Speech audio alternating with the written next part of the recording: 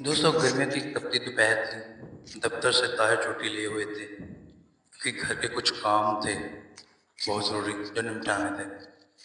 طاہر بچوں کو کمپیوٹر پر گیم کھیلنا سکھا رہا تھا کہ باہر اچانک بیل بجی۔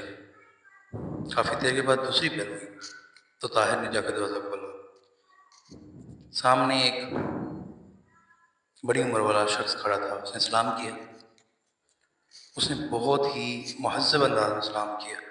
پہلے تو طاہر کے ذہن میں خیال گزرا یہ کوئی چندہ لینے والا ہے، کیونکہ اس کے چہرے پہ داڑھی تھی، خوب سج رہی تھی، اور لباس سے وہ چندہ مانگنے والا تو ہرگز نہیں لگ رہا تھا۔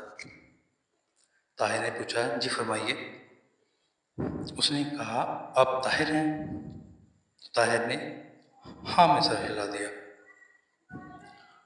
اس شخص نے کہا کہ مجھے رفیق صاحب نے بھیجا ہے، غالباً آپ کو کرایہ دار کی ضرورت ہے۔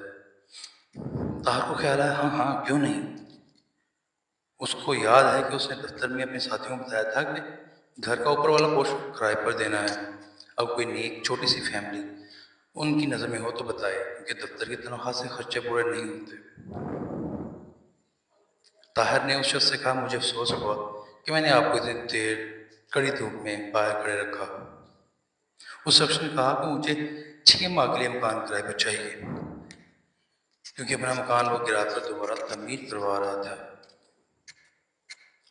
میں نے اسے اندر بلایا اور ان سے کرائے کے بارے میں بابت پوچھی۔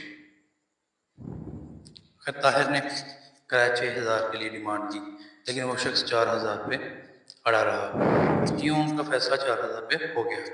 وہ شخص چلا گیا، لیکن بعد میں طاہر کو احساس ہوا کہ کرایہ کچھ کم ہے۔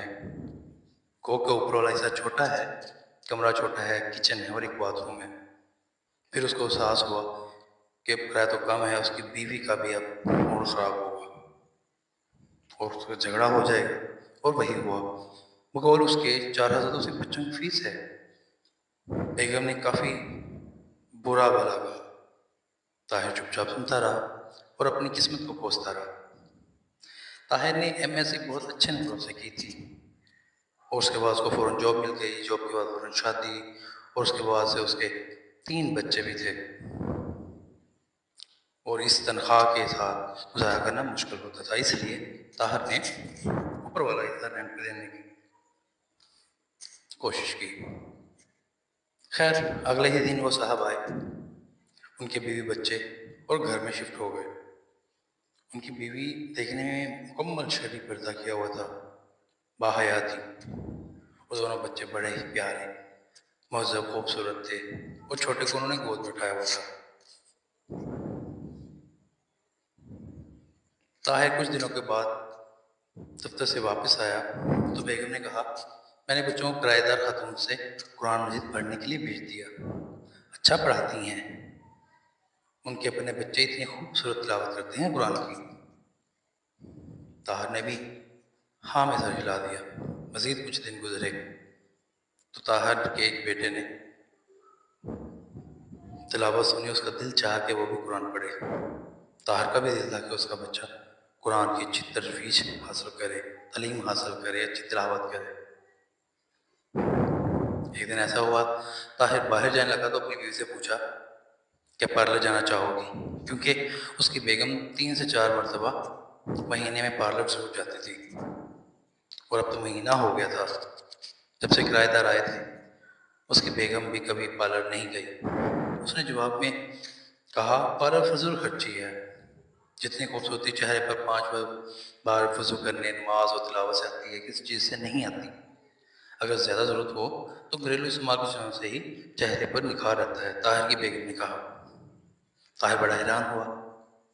پھر ایک روز کیبل پر ڈرامہ دیکھ رہا تھا تو طاہر کے بیٹے نے بغیر اس سے پوچھے ٹی وی بند کر دیا اور طاہر کا پاس آ کر بیٹھ گیا اور کہا، بابا یہ بیکار مشغلہ ہے، آپ کو اپنے نبی کی ایک کہانی سناتا ہوں، واقعہ سچا سناتا ہوں۔ مجھے پہلے تو بہت غصہ آیا، لیکن پھر اس نے بیٹے کی زبانی واقعہ سنا تو دل بھر آیا اور پوچھا، بیٹا تمہیں کس نے بتایا اتنا اچھا واقعہ، اتنا خوبصورت واقعہ؟ اس نے کہا، ہمارے اوپر جو ماسٹرنی رہتی ہے نا، استانی، مجھے انہوں نے قرآن پڑھانے کے ساتھ ساتھ ہمارے نبی، صحابہ کرام اور اہل بیت کے بارے میں بہت کچھ بتایا ہے۔ اپنے گھر کی بیوی بچوں کی تیزی سے بدلتی صورتحال دیکھ کر طاہر حیران تو ہو رہا تھا۔ خیر ایک دن بیوی نے طاہر کو کہا کہ کیبل کٹوا دیں، کوئی دیکھتا بھی نہیں ہے، فضول بھی ہے، خرچہ بڑھ رہا ہے، اوپر سے گناہ بھی۔ چند روز بعد بیوی نے شاپنگ پر جانے کے لیے کہا۔ طاہر بہت خوش ہوا کہ کافی عرصے کے بعد شاپنگ کا پوچھا، ورنہ تو آنا جانا بازار میں لگا رہتا تھا۔ طاہر نے اپنی بیگم سے پوچھا کیا خریدنا ہے، تو بیگم نے کہا برقع۔ طاہر نے کہا کیا، اور اس کی ہنسی نکل گئی۔ اس کی بیوی بولی پہلے میں کتنے ہی غیر شرعی کام کرتی تھی، آپ نے کبھی مذاق نہیں اڑایا تھا، اب اچھا کام کرنا چاہتی ہوں تو آپ مذاق سمجھ رہے ہیں۔ طاہر کچھ نہ بولا۔ پھر چند دن بعد طاہر کی بیگم نے طاہر کو کافی پیسے جو اس نے بچائے ہوئے تھے وہ دی اور کہا یہ جو فریج ہم نے لیا تھا اسے قسطیں دینی ہے تو اب دیں۔ طاہر نے کہا اتنے روپوں کی بچت کیسے ہو گئی، پہلے تو کبھی ایسا نہ تھا، پہلے تو ہمارا اخراجات اتنے تھے کہ ہم بمشکل گزارا کرتے تھے، اور تم نے اتنے پیسے کیسے بچا لیے۔ طاہر کی بیگم بولی بس ہو گئی، آپ بھی نہ، جب انسان اللہ کے بتائے ہوئے احکام پر چلنے لگے تو برکت خود بخود ہو جاتی ہے، یہ وہ کرایہ دار خاتون نے بتایا تھا مجھے۔ طاہر کے اندر ایک سکون سا پھیل گیا۔